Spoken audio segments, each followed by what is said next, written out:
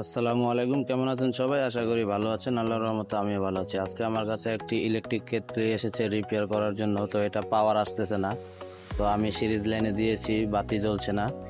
তো এখন আমরা প্রথমেই এই যে এসি কর্ডের লাইনটা আছে সেটা আমরা টেস্ট করব। তো এভাবে হচ্ছিল না, তো আমি ডিজিটাল মাল্টিমিটারের সাহায্যে এটাকে এখন টেস্ট করব। তো আমি অটো মাল্টিমিটারটি নিয়েছি। আপনারা দেখতে পাচ্ছেন এসি 240 ভোল্টের কাছাকাছি ভোল্টেজ আসতেছে, তার মানে আমার এই সকেটটা ঠিক আছে।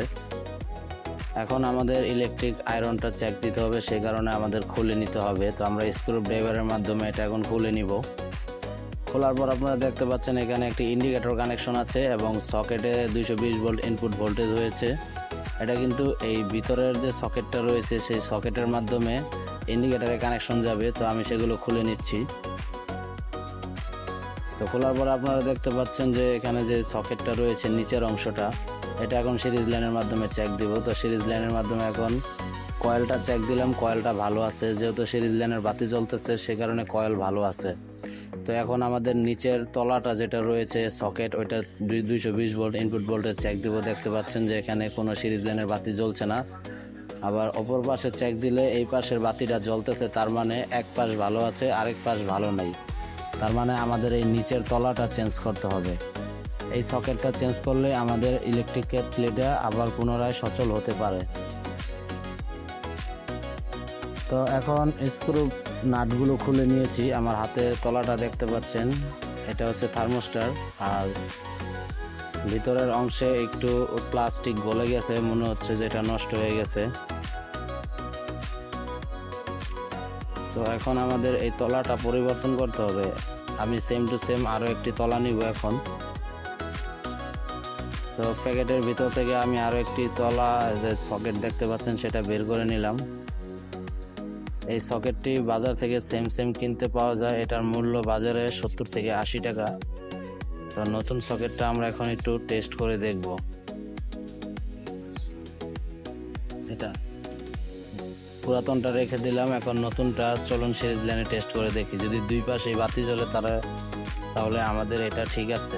তো এখন সিরিজ লাইনটি নিয়ে সিরিজ লাইনের মাধ্যমে এখন চেক দিয়ে দিব। তো দেখুন দুইটি পিন, যেটা 220 ভোল্ট ইনপুট ভোল্টেজ, সেখানে একটি কানেকশন সিরিজে চেক করলাম ঠিক আছে, এবং অপর প্রান্তের কানেকশনটি এখন সিরিজে চেক করব যে আমাদের এই কানেকশনটাও ঠিক আছে। তার মানে এখন আমাদের এই কানেকশনটি করে দিতে হবে এবং এটাকে আবার পুনরায় আগের মতো বসিয়ে দিতে হবে। এবং পুরানটি আমি আবার চেক করে দেখাচ্ছি। দেখেন এটা কিন্তু এক পাশে সিরিজের বাতি জ্বলতেছে না এবং অপর প্রান্তেও কিন্তু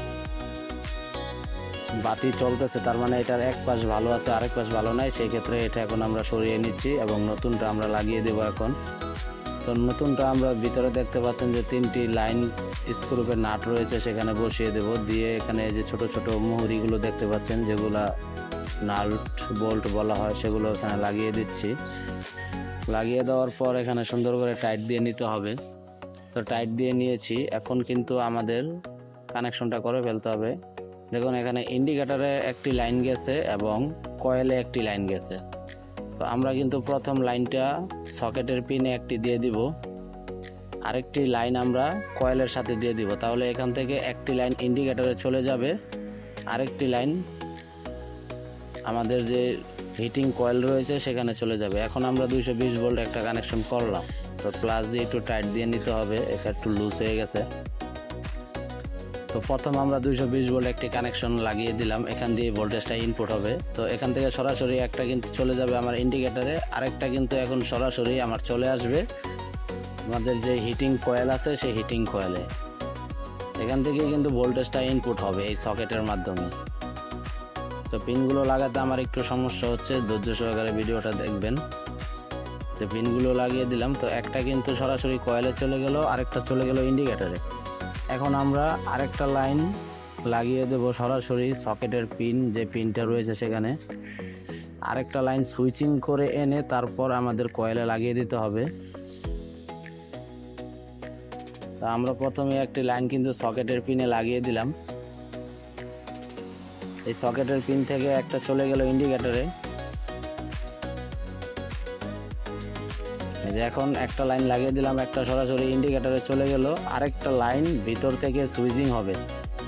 একটা ইন্ডিকেটরে চলে গেল, আরেকটা ভিতর থেকে সুইচিং হয়ে এখন আমরা লাগিয়ে দিব আরেকটা কয়েলের ভিতরে। তো এই কয়েলের তারটাও লাগিয়ে দিচ্ছি, যেহেতু জায়গা অল্প তার কম, সেই কারণে ফিটিং করতে একটু সমস্যা হচ্ছে। তারপরও একটু সুন্দর করে লাগিয়ে নেবেন এবং পিনগুলো লুজ থাকলে প্লাস দিয়ে চাপ দিয়ে টাইট করে দিবেন। আমি কিন্তু খুব সুন্দরভাবে আপনাদেরকে বুঝিয়ে দিলাম কানেকশনটা। দুইটি চলে গেল ইন্ডিকেটরে এবং দুইটি চলে গেল কয়েলের ভিতরে সকেট থেকে।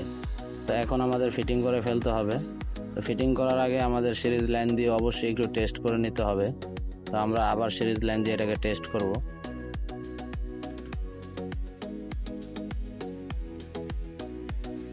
যে আমাদের সিরিজ লাইনের বাতিটি জ্বলে উঠছে, তার মানে আমাদের কয়েলে লাইন যাচ্ছে, সেই কারণে আমাদের কয়েল থেকে সিরিজ লাইনের বাতিটা চলতেছে। যেহেতু আমরা দুইটা প্যারালাল কানেকশন করার পরে সিরিজ লাইনের বাতি জ্বলছে, তার মানে আমাদের কয়েল পর্যন্ত কানেকশন চলে গেছে। এখন আমরা নিচের বাটিটা সুন্দর করে লাগিয়ে দেবো ইন্ডিকেটরটা লাগিয়ে। তো ইন্ডিকেটর লাগিয়ে দেওয়ার পরে নিচের যে প্লাস্টিক কভারটি রয়েছে সেটা সুন্দরভাবে ফিটিং করে নিতে হবে। গ্যাপে গ্যাপে যেখানে বসবে সেখানে বসিয়ে নিতে হবে।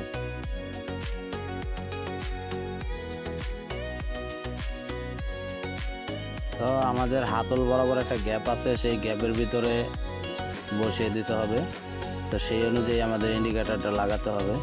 আমি ভিডিওটা খুবই কম কাটাকাটি করেছি যাতে সুন্দরভাবে বুঝতে পারেন।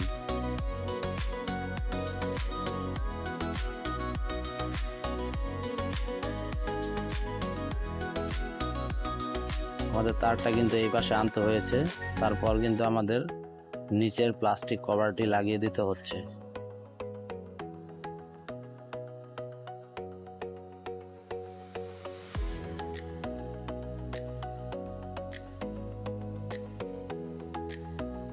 কভারটি লাগিয়ে দেওয়ার পরে তারগুলো এক পাশে চাপিয়ে দেওয়ার পরে এখন আমরা স্ক্রু তিনটি লাগিয়ে দিচ্ছি। স্ক্রু তিনটি লাগিয়ে দেওয়ার পর এখন আমাদের কাজ কমপ্লিট। তো এখন আমাদের টেস্ট করার পালা। তো আমরা নিচের যে সকেট লাইনটি রয়েছে আমরা সেটা আবার নিলাম। এখন এটার উপরে এটা বসিয়ে দিলাম এবং 220 ভোল্ট ইনপুট ভোল্টেজ দিব। দেওয়ার পরে দেখতে পাচ্ছেন যে সরাসরি পাওয়ারটি চলে এসেছে, তার মানে আমাদের সকেটটা চেঞ্জ করার পর আমাদের এটা ঠিক হয়ে গেছে, কোনো বডি আর্থিং নেই, বডি শর্ট নেই। তো এখন কিন্তু আমরা চাইলে গরম পানি দিয়ে চেক করে দেখতে পারি।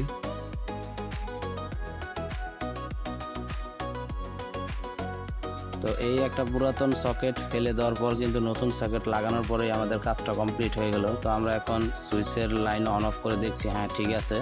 এবং এই সুইচটা কিন্তু পানি গরম হয়ে গেলে অটোমেটিক অফ হয়ে যাবে। তো এখন আমরা পানি দিয়েছি ভিতরে, পানি দিয়ে এখন আমরা হিট দিব এবং এর কার্যক্ষমতাটা দেখব, তারপর আমরা কাস্টমারের কাছে এটা দিয়ে দিব। তো এখন আমি এটা অন করেছি, পানি গরম হওয়া পর্যন্ত আমরা অপেক্ষা করব। তো অলরেডি এটা হিট হয়ে গেছে, ভিতর থেকে পানির ধোঁয়া আসতেছে। আমরা যদি এখন খুলে দেখি, দেখেন যে পানি অলরেডি গরম হচ্ছে। তো আমরা সম্পূর্ণ পানি গরম হওয়া পর্যন্ত অপেক্ষা করব। তো কিছুক্ষণ অপেক্ষা করার পর কিন্তু আমরা পানির ঢাকনাটি খুলে দেখব এখন। তো দেখতে পাচ্ছেন যে পানি সম্পূর্ণ গরম হয়ে গেছে, পানি সম্পূর্ণ গরম হয়ে গেছে। এখন কিন্তু আমাদের এটা কমপ্লিট। এখন আমরা চাইলে এটা কাস্টমারের কাছে ডেলিভারি দিয়ে দেব। তো এইভাবে কিন্তু একটা ইলেকট্রিক কেটলি রিপেয়ার করতে হয়। প্রথমে আমাদের সুইচ চেক দিতে হবে এবং এখানে দুইটি সকেট লাইন রয়েছে, দুইটি সকেট লাইনই আমাদের সিরিজ লাইনের মাধ্যমে চেক দিতে হবে। ঠিক আছে, তাহলে ভালো থাকবেন সবাই, আল্লাহ হাফেজ।